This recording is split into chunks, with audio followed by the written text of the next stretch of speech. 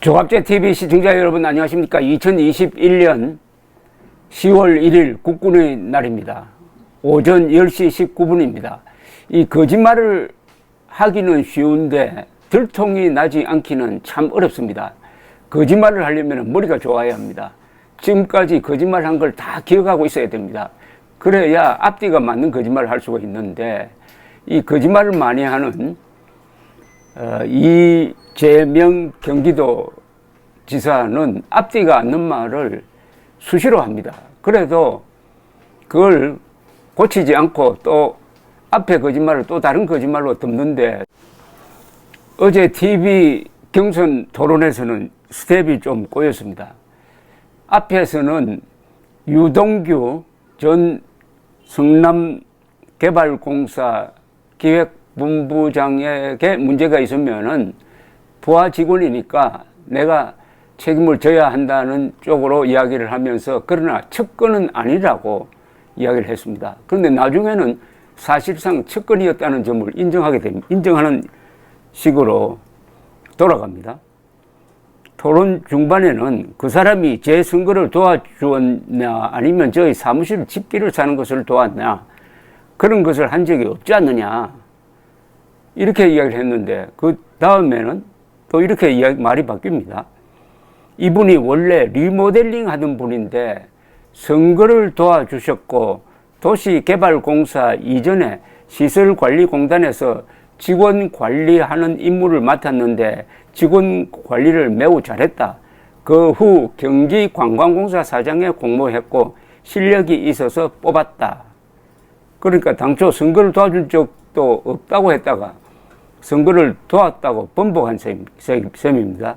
박용진 후보가 거기 측근들 가는 자리 아니냐고 물으니까 이재명 후보는 산하기관 중간 간부가 다 측근이면 측근으로 미어 터질 것이다.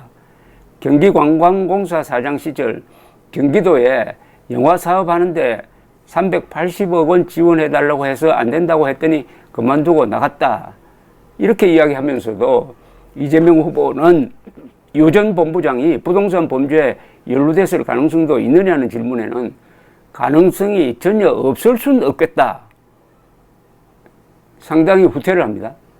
이재명 후보는 대장동 개발 당시 제가 수없이 경계했고 하다못해 화장실에 부패지옥 청렴 천국을 써붙여 놓고 회의 때마다 이야기를 했는데 정말 돈이 마귀이지 않느냐.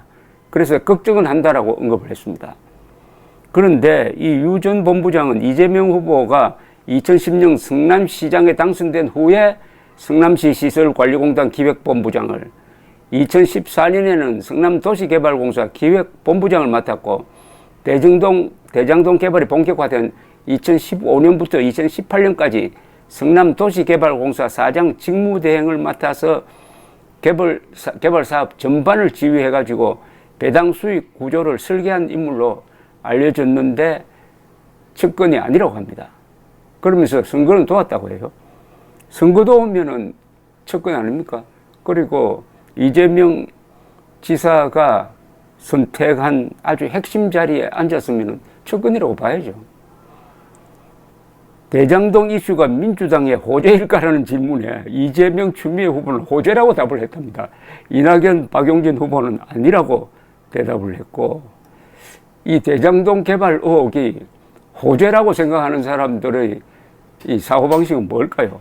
이재명 후보는 공공개발을 막으려던 것도 국민의힘, 그를 막고 공공개발한다고 5년간 싸운 게 이재명, 결국 민간도 참여하게 해서 이익을 취한 것도 국민의힘, 국민들이 민주당이 괜찮다고 생각하게 될 것이다 라고 전망을 했다고 합니다. 글쎄요, 우리 국민들이 동물 수준의 분별력을 갖고 있으면은 이런 이재명식 선동에 넘어가겠죠. 반면에 이낙연 후보는 진상규명하기가 만만치 않은 문제인데, 문재인 정부 시기에 있었다는 것과 이재명 후보가 성남시장 할 때 생겼다는 것이 짐이 된다. 최소한 호재는 아니다라고 했고, 박용진 후보는 여당이라 무한 책임이 있다. 어찌되었든 이제 유동규 씨에게 검찰 수사가 집중되고 있습니다. 이 사건은 정리하면 간단합니다. 대장동 개발 사업이 복잡한 것 같지만 간단한 게 첫째, 땅 짚고 헤엄치기입니다.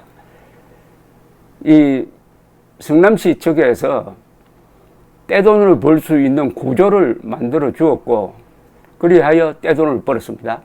민간업자들, 시민들 다수가 아니라 아주 소수의 몇 사람이, 한 10손가락 안으로 꼽히는 사람들이 그 자본 투자에 비해서, 주식 투자에 비해서 1100배를 벌었습니다.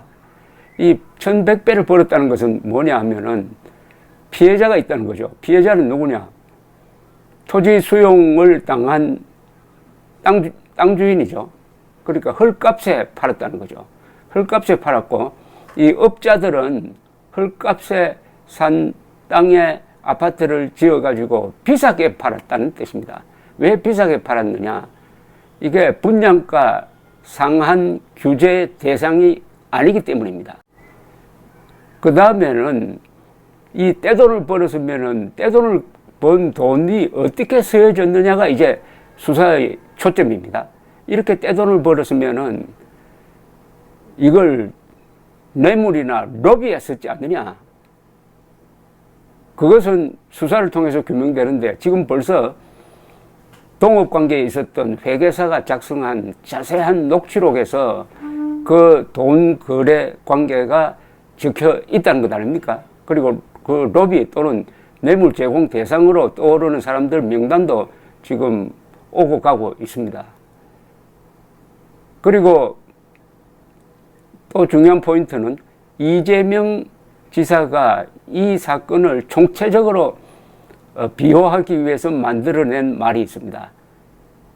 하이 리스크 하이 리턴, 위험이 많았으므로 그만한 떼돈을 벌어도 괜찮다라는 건데, 알고 보니까 하이 리스크는 없었습니다. 아니, 노 리스크입니다.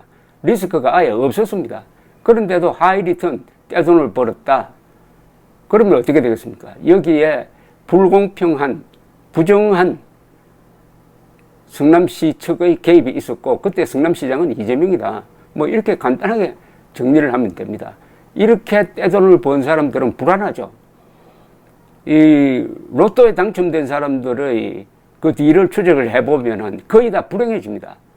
공돈이 생기면은 거기에 뜯어먹으려는 사람들이 막 몰려듭니다. 그게 돈의 생리입니다. 여기에 약 6천억 원의 수익이 생겼다. 어마어마한 떼돈이라고 하지만 이건 또 보는 사람에 따라서 공돈입니다.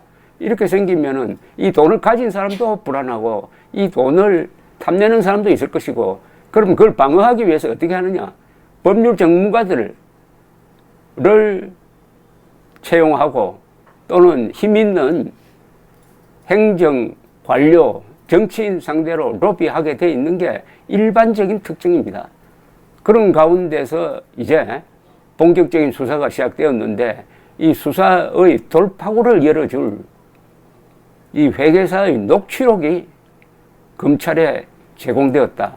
이걸 확인하는 과정의 수사니까 수사가 급진전할 가능성도 있다고 생각합니다. 지금은 이재명 경기도지사가 여러 가지 말바꾸기, 거짓말로서 여기까지 왔는데, 앞으로 계속 운이 좋을 것이냐, 앞으로 국민들이 계속 속아줄 것이냐, 그것은 두고 볼 일입니다. 감사합니다.